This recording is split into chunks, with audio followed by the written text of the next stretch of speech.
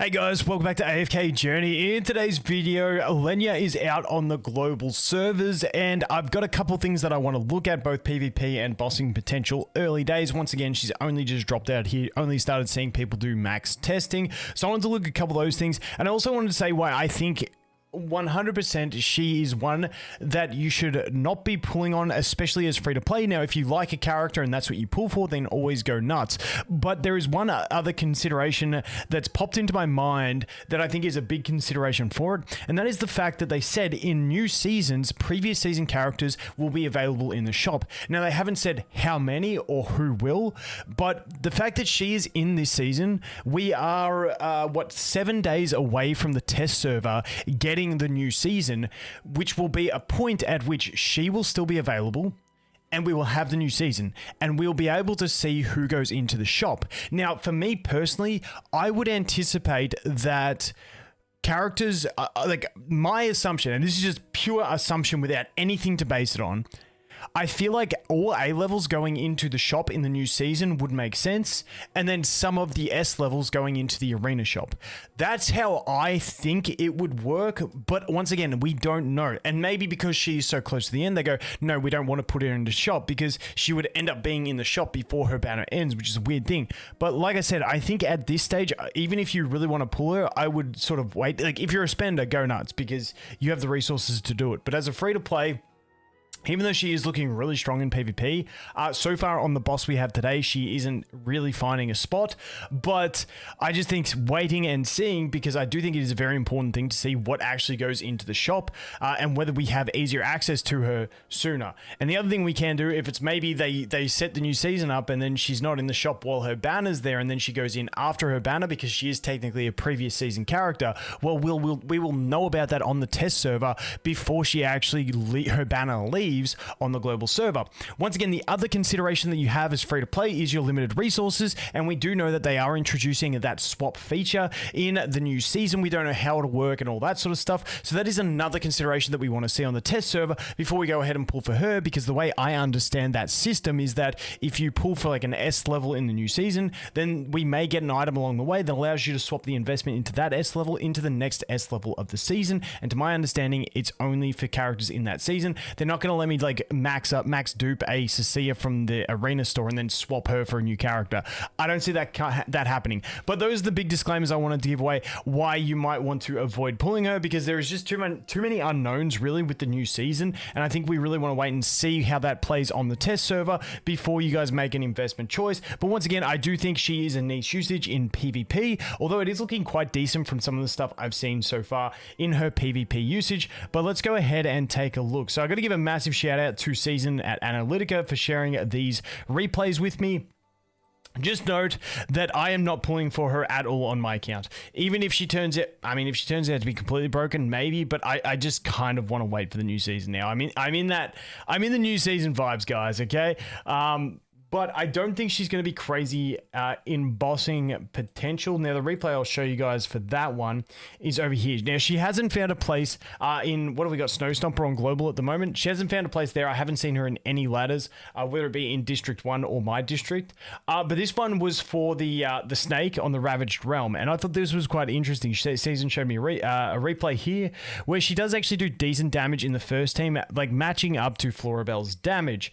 However, if we look at the damage dealt by Lily May in this team, where she's at 12 billion versus the 4.5 billion, I don't think in bossing terms, now obviously they're different teams, different buffs and stuff like that, but this one does have Arania slapping the damage amplification on it as well, whereas this one we are getting the extra buffs. But I just, even though her multiplier on her exclusive equipment makes it look like she's doing like, what is like a 1200 or something multiplier damage after every basic attack to critical hits, which sounds insane, I don't know if she's going to be able to keep up to the true damage potential of the Lily May and what she's dishing out, but we will wait and see, and I will update you guys as we go along for other bosses. I'm not going to watch this replay because it is a bit of a niche boss that, you know, it is awkward mechanics. So once again, I will update you guys on the bossing aspect, but I did want to look at this PvP replay over here because this is in the Supreme Arena, And this is rank 1 versus rank 2, I'm pretty sure. So I believe it's Season's defense and Crust's offense. So these two are both very high ranked in it.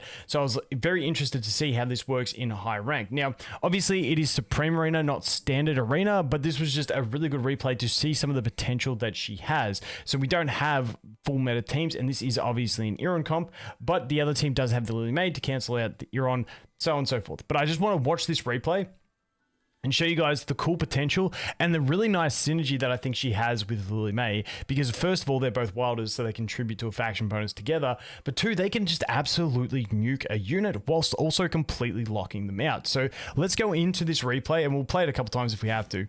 So the team with her is the top team, and so she's attacking this Shakir. I might replay it again so you guys can see, but as you can see, Lily May and her both basically trained the Shakir, which was huge. Then she used her ult on the Vala and instant killed her. Then she walks back here and like 2-taps the Lily May. Like, her damage throughput, obviously we got damage coming from the rest of the team, but her personal damage throughput in that looks really promising to me from that. So as you can see here, like, out damaging the Lily May as well and the Arden, but I'm curious to see how this evolves and how she gets used in PvP. Once again, we are only in the first few hours of her being out on global, but I think these are really good signs. Now, what I can see happening, and we will look at that replay again so you guys can see it, is that her mixed with Lily May, I think in general you need to have someone else in melee to take some heat for her so she doesn't insta die.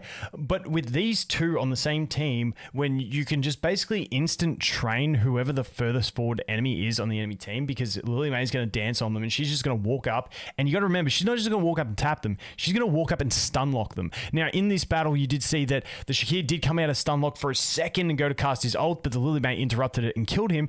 But then the potential for her to then just jump onto the next enemy, punt them to the back end of the field, jump at them, kill them, and then move on to the next one, and then she's stun locking. So I just think she does have a very good viable PvP usage, and I wouldn't be surprised if we start seeing her in some meta teams in this Standard Arena as well. Once again, that is just what I am thinking so far, because once again, we'll watch this one. So you can see her run down at the front here. She's attacking Shakir. And, oh no, Lily May was dancing on Thorin too. So this is like, that was like majoritively her damage, I think. Lily May does the interrupt. You can see the Vala over here that just got punted. Just absolutely punted and shredded. Now she still has her buff. And you can see she's doing the flurry of kits, every basic attack that crits. And she's just basically shredding through everything. So, what was that?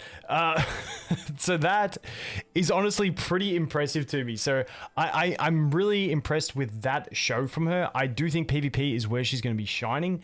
I don't think bossing is where she's going to... Dude, I don't even know what's going... Wait, did I open my phone up?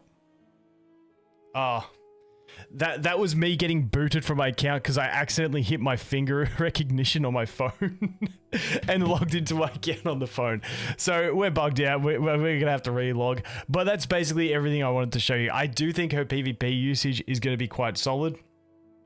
In general, bossing, even though it sounds on paper like she's got huge multipliers, I just don't know if she's going to keep up with the true damage meta, but we'll wait and see. Maybe next season she does insane things, but I'll keep you guys posted. I just wanted to let you guys know about those disclaimers about why I would be saving, at least until we see what happens with the new season on the test server. And I'm pretty impressed with her PvP usability, and I will keep monitoring it, see if she gets into the top ranks anywhere in the normal arena, because I think she's one of those units that does have that capability. But anyway, guys, as always, thanks for watching. Hope you have an awesome day, and I look forward to seeing the next one. Cheers.